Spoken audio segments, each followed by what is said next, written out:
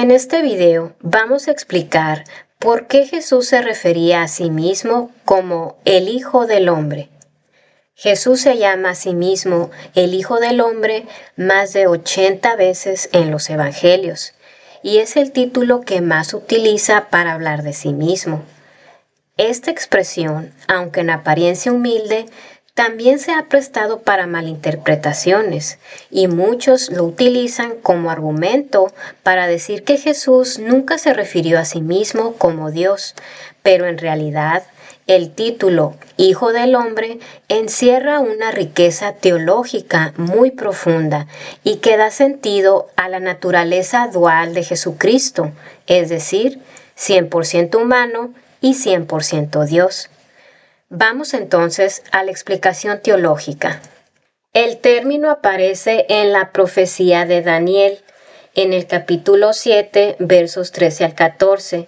Aquí tenemos el verso donde Daniel dice que miraba yo en la visión de la noche y vi que con las nubes del cielo venía uno como un hijo del hombre. Vino hasta el anciano de días.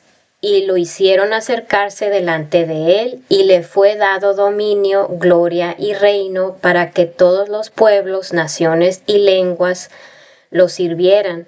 Su dominio es dominio eterno que nunca pasará, y su reino es uno que nunca será destruido. Entonces aquí es importante ver cómo aparecen dos figuras, porque estas dos figuras son muy importantes. Una es el Hijo del Hombre y la otra es el Anciano de Días. El Anciano de Días suena un poco raro, pero es porque es una traducción muy literal del inglés Ancient of Days. Pero digamos que lo importante de este término Anciano de Días es que es un título que se le da a Dios también en el libro de Daniel, unos versos antes, así como lo vemos aquí, donde se enfatiza su naturaleza eterna y autoridad suprema. La otra figura es el Hijo del Hombre, que se describe como una figura celestial, gloriosa, que viene, con las nubes del cielo, a quien Dios entrega todo dominio y poder. Entonces aquí nos está hablando, por un lado, el Anciano de Días es Dios Padre, y el Hijo del Hombre sería Jesucristo, a quien Dios Padre le dio todo dominio y poder. Entonces las dos figuras son figuras celestiales, gloriosas, y tienen la misma esencia, digamos, divina. El término revela dos cosas fundamentales sobre Jesús.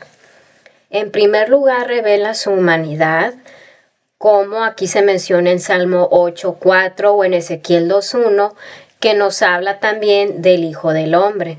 Jesús utiliza el término, por una parte, para mostrar su plena humanidad, que no es solamente una apariencia, pues es verdaderamente hombre, nacido de una mujer, con cuerpo, alma, emociones como cansancio, dolor. Y en segundo lugar, revela su divinidad, pero en clave oculta. ¿Por qué oculta? Recordemos que en aquel entonces el Imperio Romano dominaba el territorio. Si alguien como Jesús o cualquier otra persona públicamente se llamara a sí mismo Dios o Hijo de Dios, esto sería visto como una amenaza directa para el César. Entonces, los romanos, al escuchar a Jesús llamarse a sí mismo como el Hijo del Hombre, no representaba ninguna amenaza ni nada malo. Los romanos eran ignorantes de las escrituras y sus profecías, y para ellos, cuando Jesús decía soy el Hijo del Hombre, era como para ellos un humano más. Pero aquí viene el detalle. Para los judíos que lo estaban escuchando, el término tenía mucho significado, porque los judíos sabían que el término el Hijo del Hombre era un título divino, así como el Anciano de Días que se menciona en la profecía de Daniel.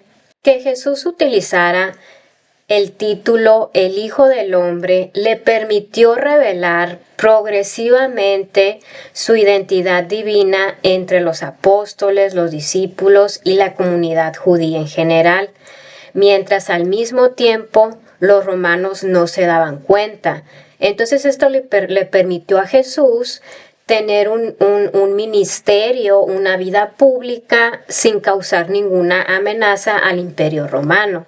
Entonces digamos que este término realmente fungía dos papeles, ¿no? Por una parte, lo protegía del imperio romano, pero al mismo tiempo él estaba enseñando al pueblo judío que él era pues esta figura celestial divina.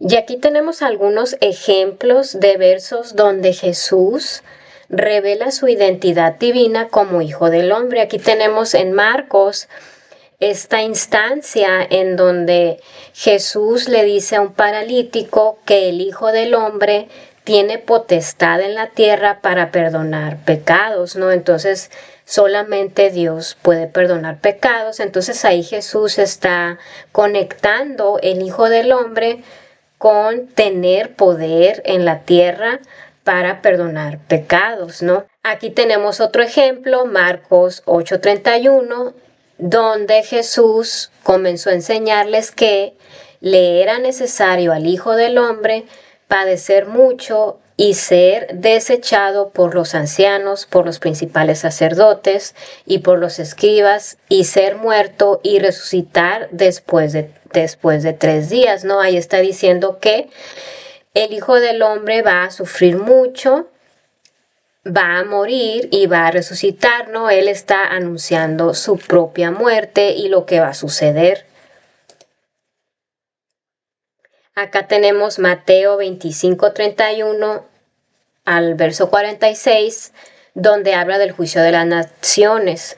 Cuando el Hijo del Hombre venga en su gloria y todos los santos ángeles con él, entonces se sentará en su trono de gloria y serán reunidas delante de él todas las naciones, ¿no? Aquí nos está hablando algo parecido a lo que se dice en la profecía de Daniel, que va a venir el Hijo del Hombre de entre las nubes, ¿no? Esta figura celestial. Y tenemos a Mateo nuevamente. Entonces aparecerá en el cielo la señal del Hijo del Hombre y verán al Hijo del Hombre venir sobre las nubes del cielo con gran poder y gloria, ¿no? Nuevamente conectando el Hijo del Hombre con esta figura celestial y divina.